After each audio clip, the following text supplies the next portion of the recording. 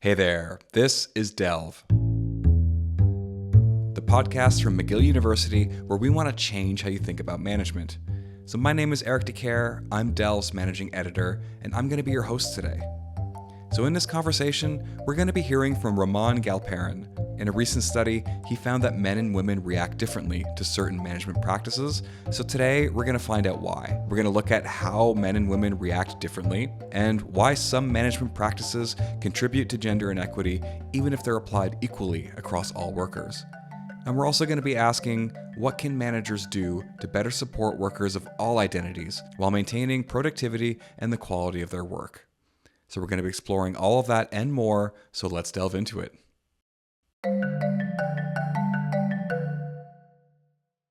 All right, so Professor Galperin, welcome to the Delve Podcast. Thanks so much for joining. Thank you. So first of all, congratulations on the publication. Big accomplishment. It's a super interesting study, kind of looking at how workers of different genders react to different managerial practices. And I don't know, I think for the managers out there, there's a lot that they can take away from your particular findings. So I was trying to think of a fun way to hop into it, but maybe there's no other way than to just jump straight into the weeds. Let's get straight into it. So I'm going to start with some basic definitions here. So you're looking specifically at how men and women react to increased incentives and monitoring from their managers. So I wonder if you could just talk a bit about what kind of incentives and monitoring are we talking about here? What does that mean?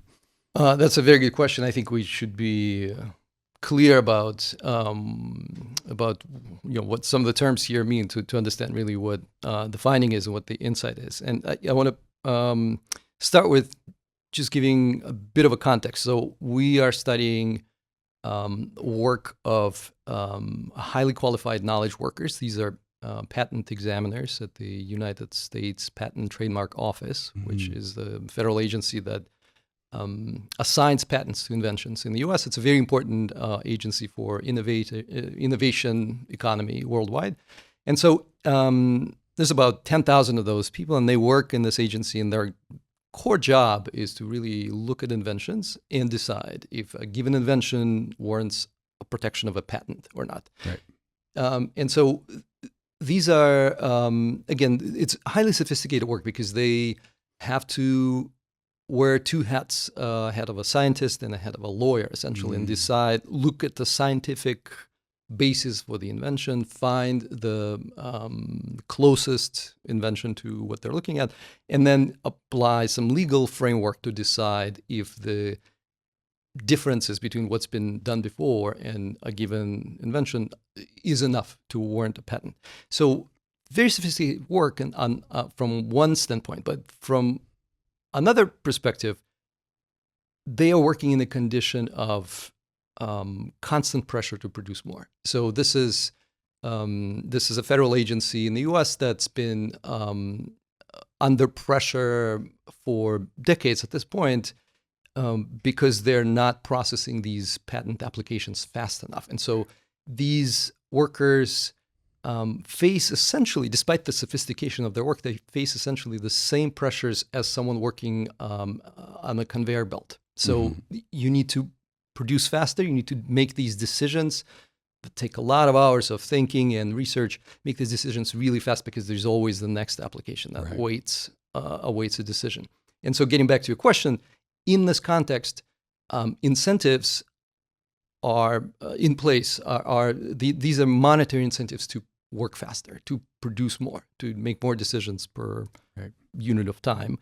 And so these incentives are set up, again, very similarly to many other jobs. So that if you work more, you work harder, you somehow get paid more. This is the incentives. The monitoring part is that when we work, especially when we try to work faster, sometimes quality takes a hit. And so it's important for organizations to monitor that the quality is at least at a given standard. Right. And so by monitoring, we mean this scrutiny that workers have, scrutiny of their work and the quality of their output. Yeah, that makes sense. Yeah, and this particular area is super detail oriented, requires very specific expertise. It's it would be easy to make a mistake when you're trying to speed things up and try to, yeah. So that's okay. Thank you. That's really fascinating. Okay. So how did women and men act differently in response to these, to this monitoring and to these incentives? This was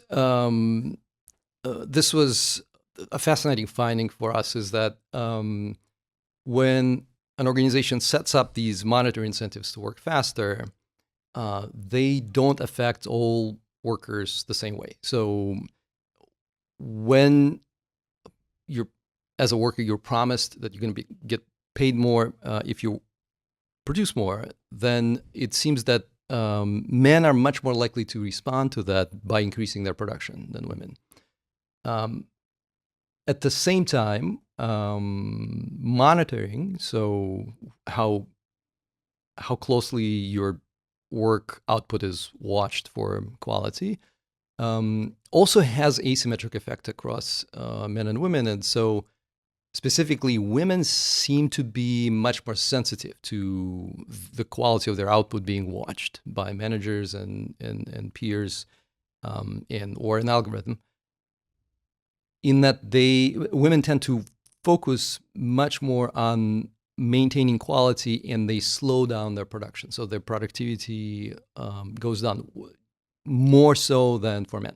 We're talking about averages here, of course. Yeah. Individual workers may differ from that. But if we look at averages across the groups of workers by gender, this is what we find. So were all of these employees like trained in a similar like field or similar background, or did they all come from the same kinds of sciences? Or I'm just curious, like what commonalities they had there. This is an excellent question. A lot of times the challenge of studying differences by a demographic group, let's say between men and women at work, is that oftentimes in many organizations, men and women don't necessarily do the same work at the same level, with the same training, with the same expectations,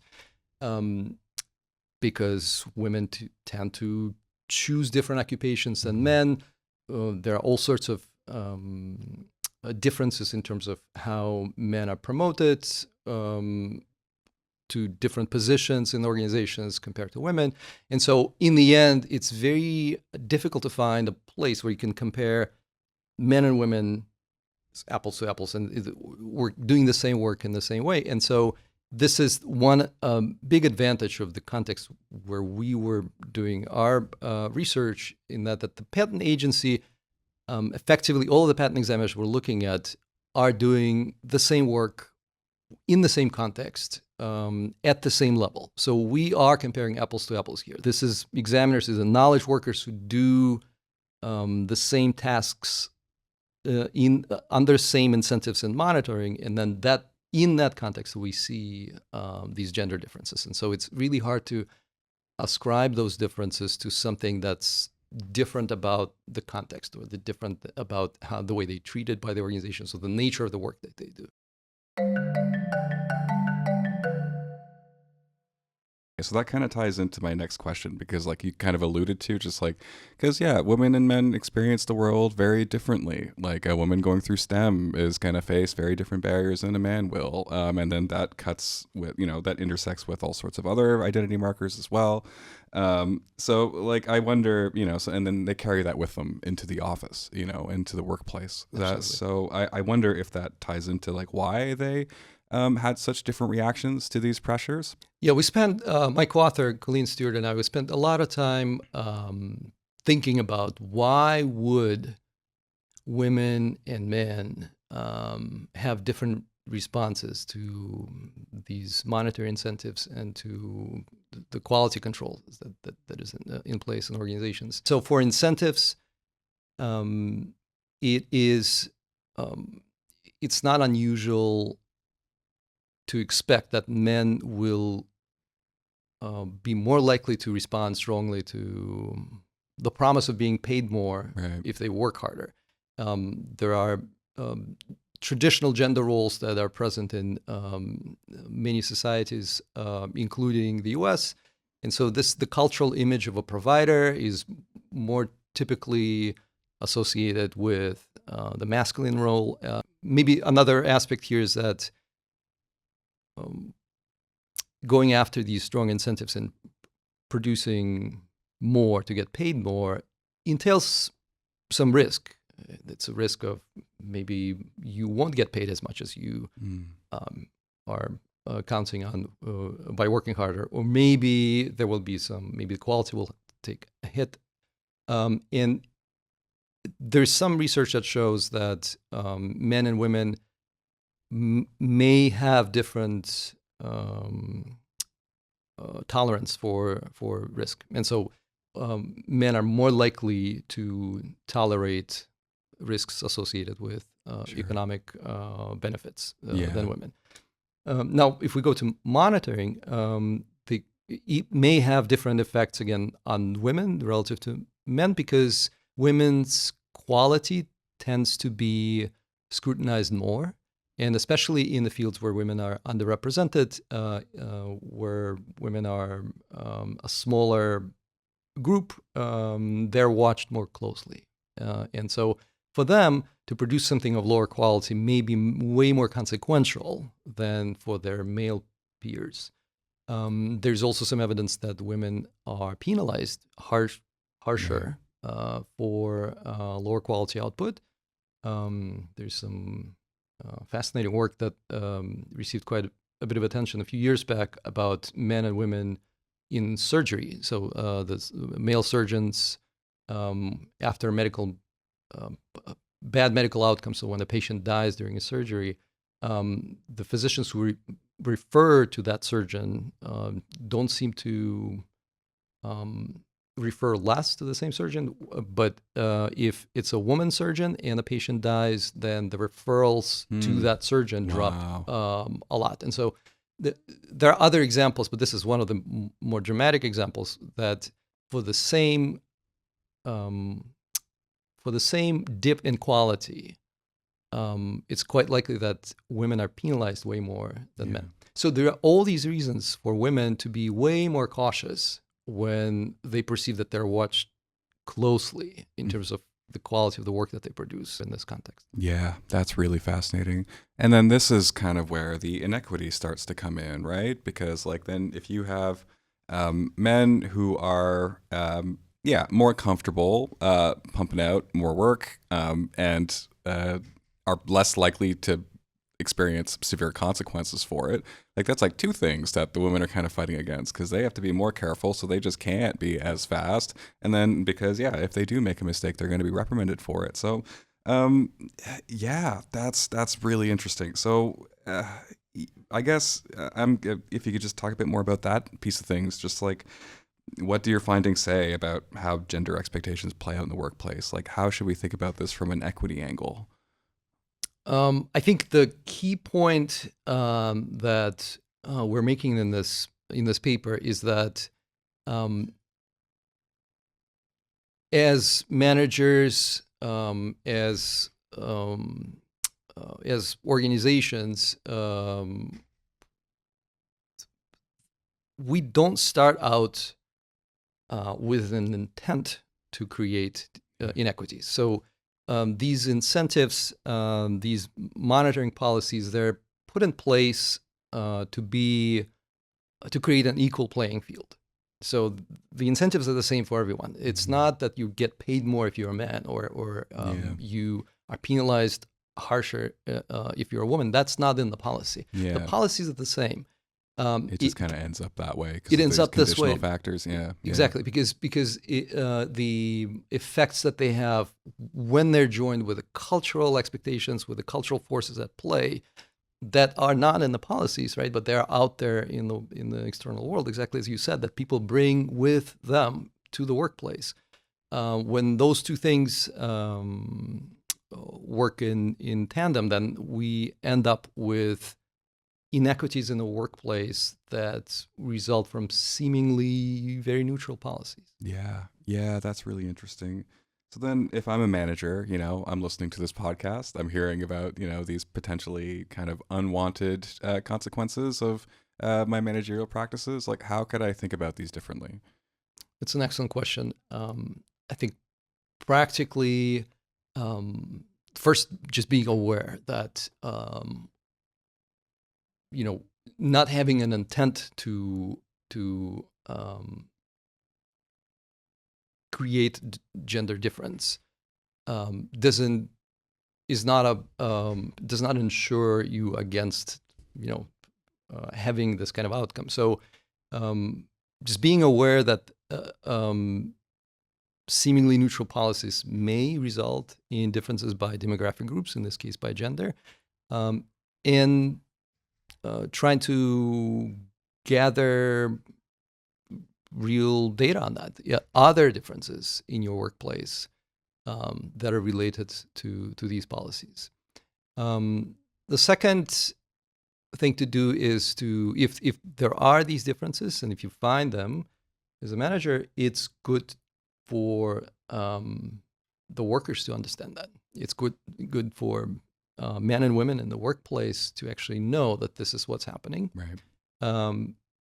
Because it may help them figure out ways to adjust. Another step would be to facilitate ways for workers to share their approaches to how do they respond to these pressures, how do they respond to pressures to produce more, how do they balance quantity of their output with the quality of their work. Yeah.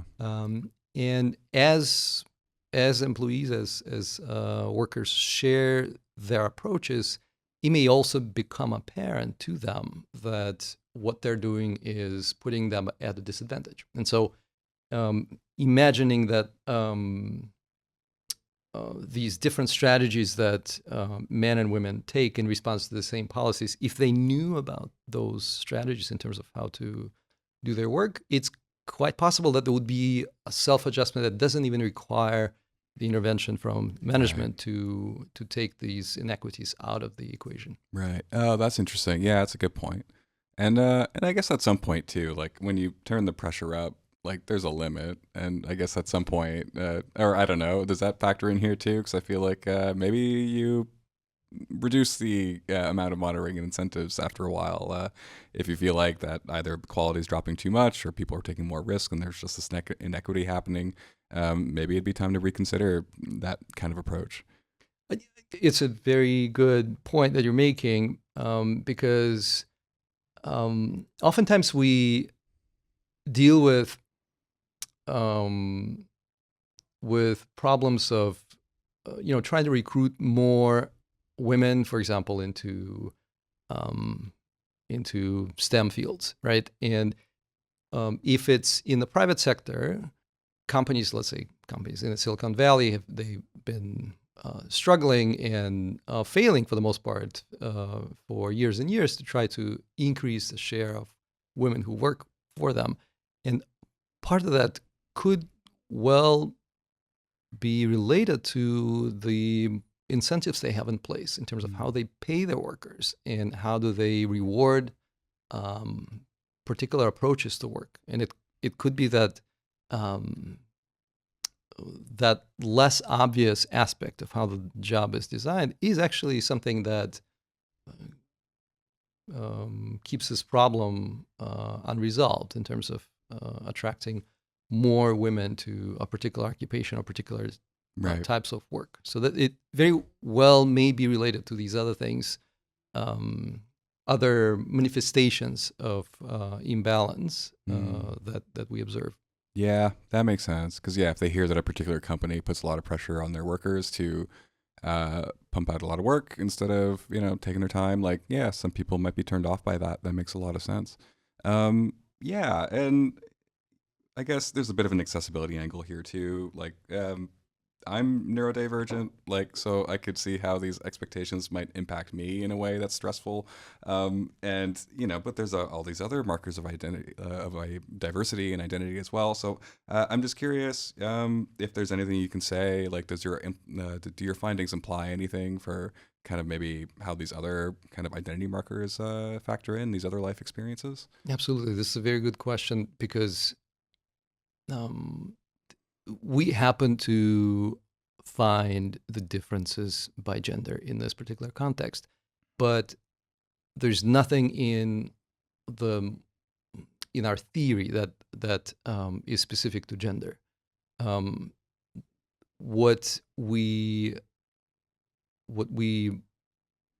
argue on a more general level is that groups of workers that are demographically distinct may have different culturally informed expectations or perceptions of work and some features of work like pay, like quality control, and these seemingly neutral policies may well affect different demographic groups or different groups of different identities, different constraints maybe, in ways that create these inequities in a systematic way that put some groups at a disadvantage from the start, effectively. And I think recognizing that is a long-standing challenge for managers and for organizations. And this is the idea of a disparate impact rather than disparate treatment. And so understanding that, I think, really can inform a better way of designing jobs, a better way of organizing work, and effectively a workplace that is much more supportive and inclusive for organizations for whom that's the goal. I think that's the angle to pursue. No, absolutely. I think it's nice to look, or nice. It's interesting to look at an angle that's, we always hear about these salary disparities between men and women, but it's just it goes deeper than that. And I think these findings are a testament to that. So really important work. Professor Roman Galperin, thank you so much for sharing this with us, and keep up the great work. And I'm excited to see what other research you have going on in the future. Thank you. Yeah, it was a pleasure. Thank you for having me. All right, and that's the end of today's interview. So if you made it this far, thank you so much for hanging around. If you feel like reaching out with questions or feedback, or even if you just want to say hello, send me an email. You can reach me at delve@mcgill.ca. I read everything that you send, and I love hearing from you. A special thank you to Professor Galperin for joining us today. And if you want to read more about his study, I'm going to leave a link in the show notes for you. It was published in Organization Science. Delve is the official thought leadership podcast of the Desautels Faculty of Management at McGill University. My name's Eric Dicaire. I'm Delve's managing editor, and I was your host today. Professor Saku Mantere is our noble leader, our editor-in-chief, and he produced all of the original music. So we try to publish these podcasts every 2 weeks, so be sure to subscribe to change how you think about management. Bye for now.